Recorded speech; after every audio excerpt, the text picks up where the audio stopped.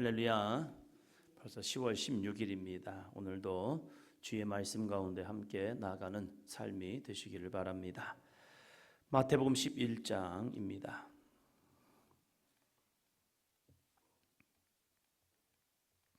마태복음 11장 7절입니다. 그들이 떠남에 예수께서 무리에게 요한에 대하여 말씀하시되 너희가 무엇을 보려고 광야에 나갔더냐? 바람에 흔들리는 갈대냐? 아멘. 예수님 당시 예수님보다 먼저 사역을 한 세례 요한이죠.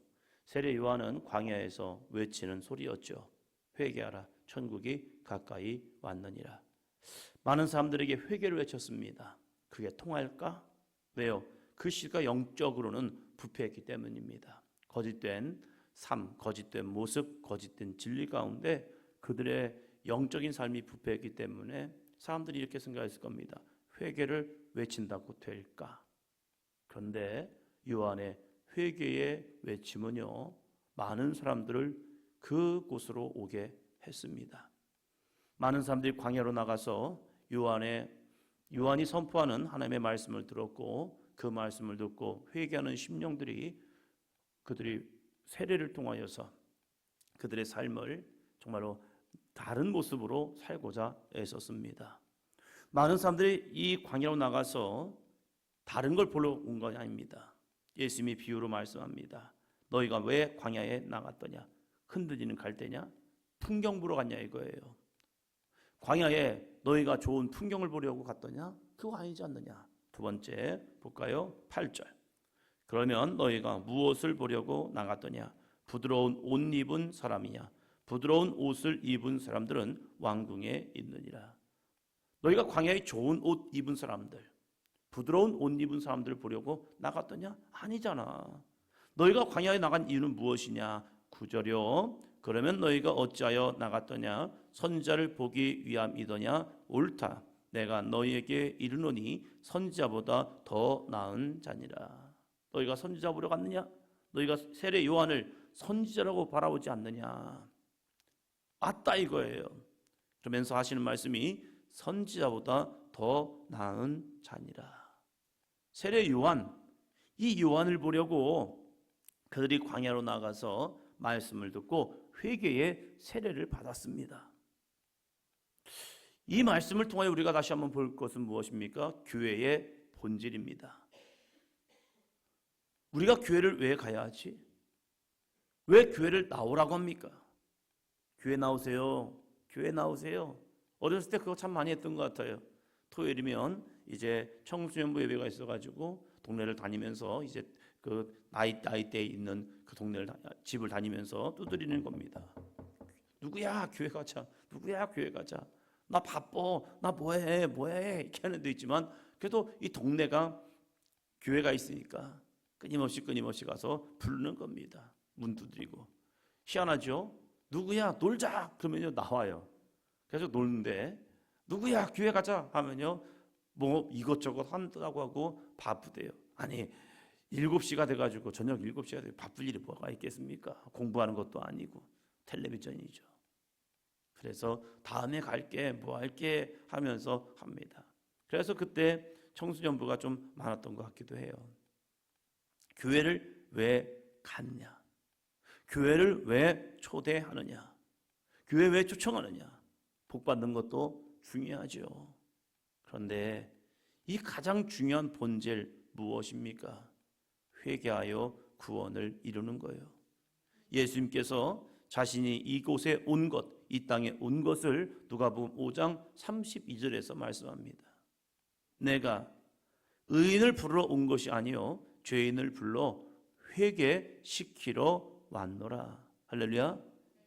교회란 것은 바로 이것이 되어야 합니다.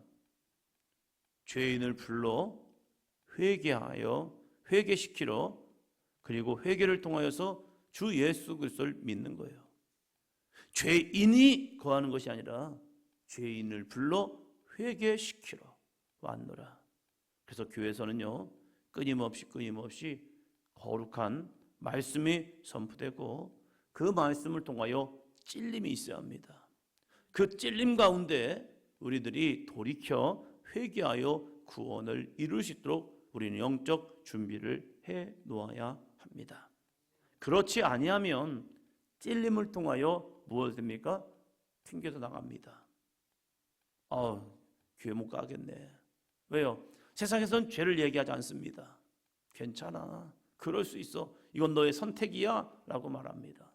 그러나 교회는 잘못된 선택에 대해서 이거 잘못되었어요 라고 말하고 있다는 겁니다. 내 안에 교회에 와서 찔림이 있다면 그 영혼은 살아있는 영혼입니다. 목사님, 매번 찔릴 수 있습니까? 구약의 회막은 매번 찔리라고 말합니다. 구약의 회막은요, 이스라엘 백성들이 찾는 이유는 단 하나입니다. 내가 거기에서 좋은 말씀 들으러 온 것이 아닙니다. 윤리 강연을 들으는 것도 아닙니다. 이스라엘 백성들이 회막에 오는 단 하나의 이유, 자신의 양을 끌고 염소를 끌고 송아지를 끌고 이 회막의 앞에 서서 그들은 그 제물의 머리에 안수를 하고 자신의 죄를 전가시킵니다. 내가 죄인이 아니야 라고 하는 사람들은요, 회막을 찾지 않습니다. 무엇 때문에요? 양심에 화인 맞아서 그렇죠.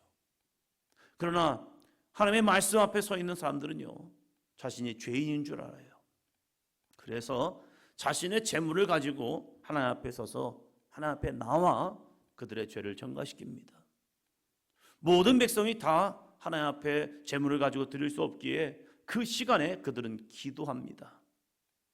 하루에 2번, 상번제 시간에 아침과 저녁에 이 회막을 바라보니까 거기에 연기가 올라가는 그 모습을 보면서 그들은 같이 회개 기도합니다. 회개할 게 없는 사람들은 기도할 게 없는 겁니다. 그러나 자신이 죄인됨을 아는 사람들은요, 그 시간에 자신의 죄를 하나님 앞에 고백하며, 하나님, 나는 죄인입니다. 이 죄를 용서하여 주시고 하나님의 은혜의 진리 가운데 서게 하여 주옵소서 기도하고 있다는 사실이에요. 교회도 마찬가지입니다. 교회의 본질은 십자가입니다. 십자가는 무엇입니까? 나의 죄를 대속하시는 주님의 거룩한 은혜를 상징하는 십자가가 되고 있다는 사실이에요. 우리는 이 십자가를 바라볼 때마다 나의 삶을 되짚어 봐야 합니다. 주여, 나는 죄인입니다. 이거예요. 그 죄를 주님 앞에 회개하며 주님 앞에 나아갈 때 주님의 거룩한 십자가의 긍휼의 은혜는 오늘도 저와 여러분에게 임할 줄로 믿습니다. 그리고 이 성전을 나아갈 때는 그 십자가의 대속 사건을 감사하며 세상을 향하여 다시 예수 그리스도의 이름의 권세를 가지고 나아가는 거예요. 그것이 바로 교회의 본질이 되어야 하는 겁니다. 그래서 올 때는 무거운 짐을 가지고 왔지만 갈 때는 정말로 힘 있는, 능력 있는 그리스도인의 삶으로 다시 한번 소망을 가지고 나가는 거예요. 마치 교회가 충전소가 되는 거죠. 하루 종일 수고하고 애쓴 사람들이 교회에 와서 주의 말씀을 통하여 다시 한번 힘없고 가는 거죠. 충전소에 가면 충전을 합니다. 그러면요, 이 차가 다시 방전된 배터리가 채워짐을 통하여 다시 나가는 거예요. 하루 종일 썼던 핸드폰을 충전하지 않으면 그냥 꺼져버립니다.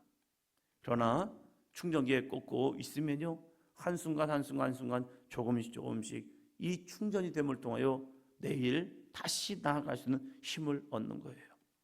그래서 주님은 마태복음 11장 28절에서 또 이 말씀을 하고 있는 거죠. 28절이요. 수고하고 무거운 짐진 자들아 다 내게로 오라. 내가 너희를 쉬게 하리라. 할렐루야. 주님의 쉼은 무엇입니까? 스톱입니까? 아니에요. 주님의 쉼을 이야기할 때에 예수님이 주는 쉼, 그래서 교회를 와서 아무것도 안 하고 가만히 있다가 가면 그게 쉼입니까? 주님은 그렇게 말씀하지 않아요. 우리가 주님이 주시는 쉼은 무엇이냐? 29절입니다. 29절. 나는 마음이 온유하고 겸손하니 나의 멍에를 베고 내게 배우라. 그리하면 너희 마음이 쉼을 얻으리니. 나는 마음이 온유하고 겸손하니 나의 멍에를 메고, 주님의 멍에를 메고 내게 배우라. 주님께 배우라.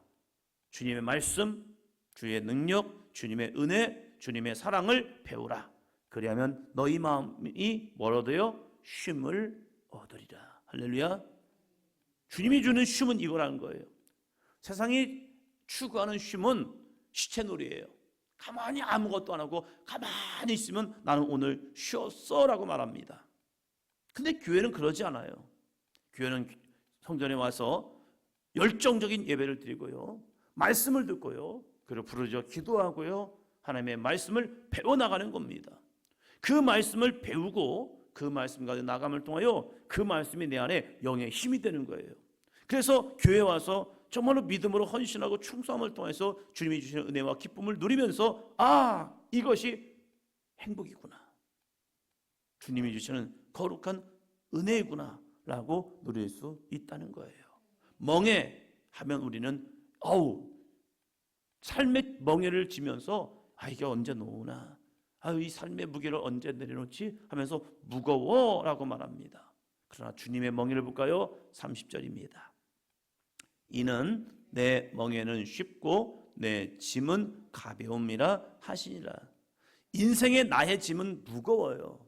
그래서 이 무거운 짐 때문에 다들 힘들어하죠. 그러나 주님이 주시는 멍에와 짐은 무엇이냐? 주님이 주는 멍에는 쉬워요. 그리고 주님이 주는 짐은 가벼워요.